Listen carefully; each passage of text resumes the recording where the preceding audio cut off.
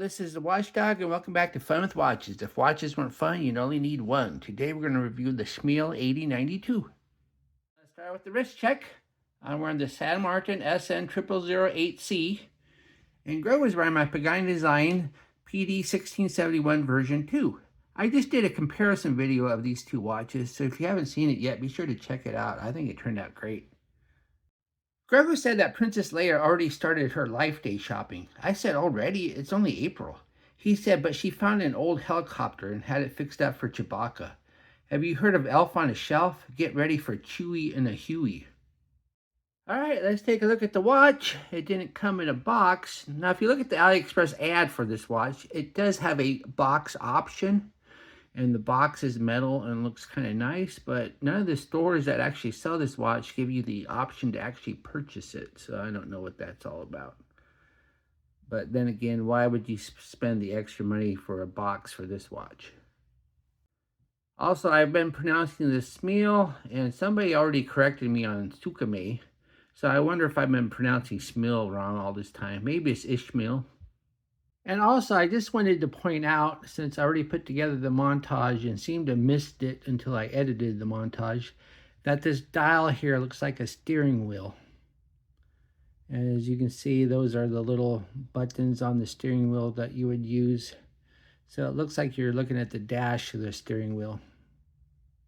This is yet another of my S-Squad digital analog watches. It has a race car theme with a car dashboard on top. I don't really know why I ordered it. It must have been in the middle of the night, and I must have been half asleep because I paid $28 for this, which is more than twice as much for this than I should. The store I bought it from is selling it for $14 now, and others for $12. I also picked the most boring colorway, but now that I have it, I might as well review it before I sell it for a huge loss. Maybe I suckered for the LED luminous dial that was mentioned in the ad. The dial is just a prop on the crystal, and the only thing luminous about it is the letter D on the bottom right. Maybe D stands for doofus. This watch comes in 5 different colorways. I chose the all black for some reason. Not sure why, as it is the most boring of the 5. I should have got the red, which has 1/2 of the strap red. There's also blue, green, or gold. All of them are better than the black. The watch is 48.1 millimeters wide if you measure at the bezel, but it's 52.5 millimeters if you measure from ear to crown guard.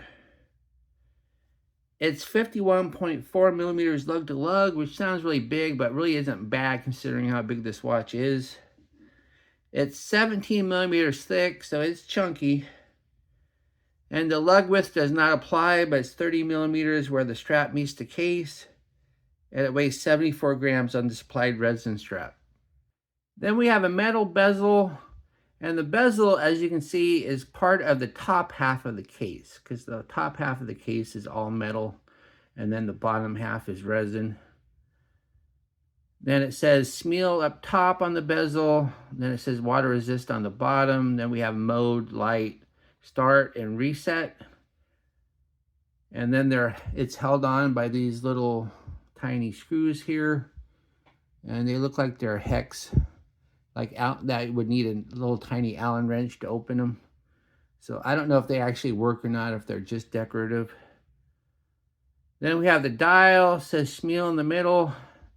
Then on the top we have like a little dashboard, and the dashboard of a race car, because this is a car themed watch. And once again, the ad mentioned LED dial up top. This dial is not an LED dial at all, but let me turn on the backlight. As you can see, there's the letter D there. That's about the only thing LED about it, is that little D. So the dial doesn't work. It's just a prop. And also I noticed too that there's a little low fuel indicator right there. I don't know what that's. I guess that just was supposed to be fun, give it the little car theme. But these are actual parts of the display movement, because when you switch it to stopwatch mode, they go away. So, and see, they come back when you go to alarm mode. So they are part of it.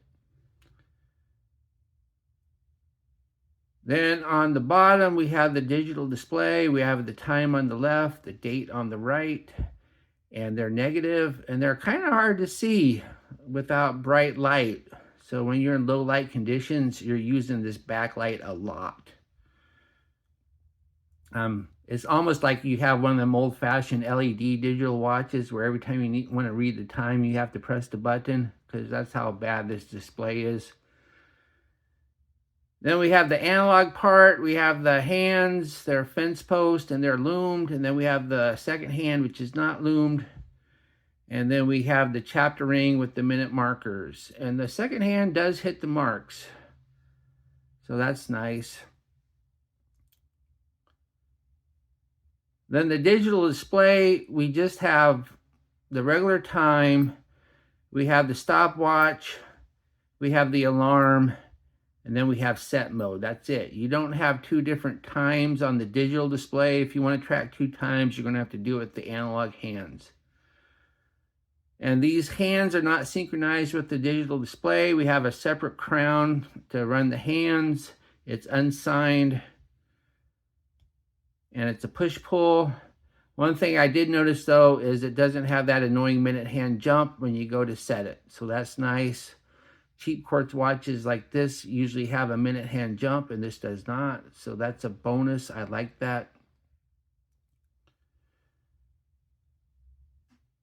And then we have all the pushers. And, of course, this is the light pusher. And this is the mode pusher, and this is the start and the reset for the stopwatch. And I won't go over the alarm. The crystal is acrylic. The nice thing about acrylic is if you do scratch it, you can buff it out with some polywatch, as long as the scratch isn't too bad.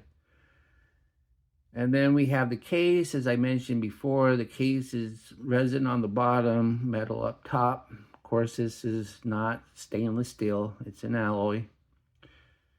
So I don't know what kind of coating this is, if it's PVD. I think, isn't PVD the cheapest coating? So I'm sure it's the cheapest, whichever it is. Then we have the case back. The case back is held on by 4 tiny Phillips screws. It says Smael.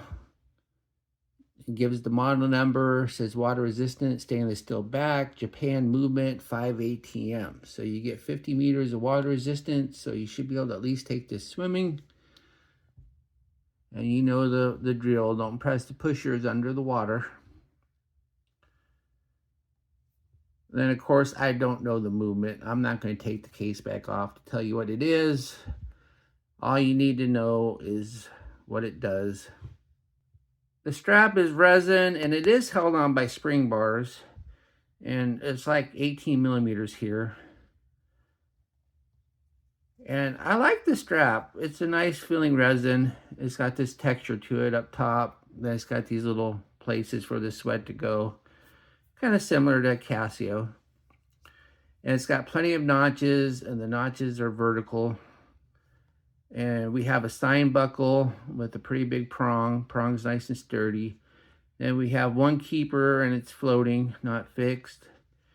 So yeah, I like the strap. I think the strap's pretty good considering the price of this watch. Here is the watch on my 7.5-inch wrist. Yeah, it looks nice. It wears nice. It's a big chunky watch, but it's only 75 grams, so it's not heavy. And it wears nice and flat.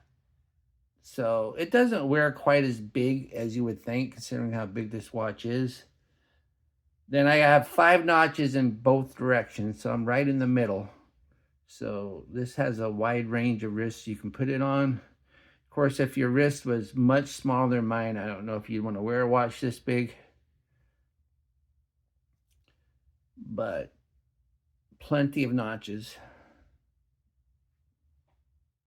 Here we are in the loom room. You don't need loom since you also have a digital display with a backlight, but it is nice to be able to tell the time in the dark without pressing a button, so let's go ahead and test it anyway. As we speed up the time, we see that the loom is so-so. Not god-awful, but not exactly good. I've seen much worse considering this is a $12 watch. But the loom really isn't much use. Now let's go ahead and test the backlight in total darkness. As you can see, the backlight does a good job of lighting up the digital display. And the top stuff, though, not so much. A lot of the dials and stuff up top get obscured by the light. And once again, that dial up top is useless. And it doesn't do a good job of showing the hands after the lume is faded. What do I like about this watch? Big watch wears smaller than it should. Has a decent backlight to show the digital display. I like the strap and the buckle. And there's no annoying minute hand jump when you set the analog part. What are my gripes and groans? Fairly simple digital movement, has no year or countdown timer. So you'll have to handle leap year yourself. Hand loom isn't very good, and the backlight doesn't help see the hands. They advertised LED dial, but just has a D on the bottom right. And it's difficult to read the negative display without using the backlight. Do I recommend this watch? Clearly not for what I paid for, but what about the $12 you can buy it for? That depends if you are a car guy and want the looks of a dashboard on the top of your watch, because that is really all it has going for it.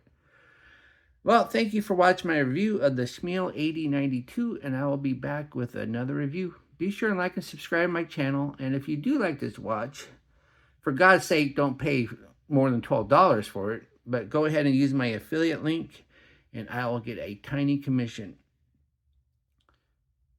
Bye.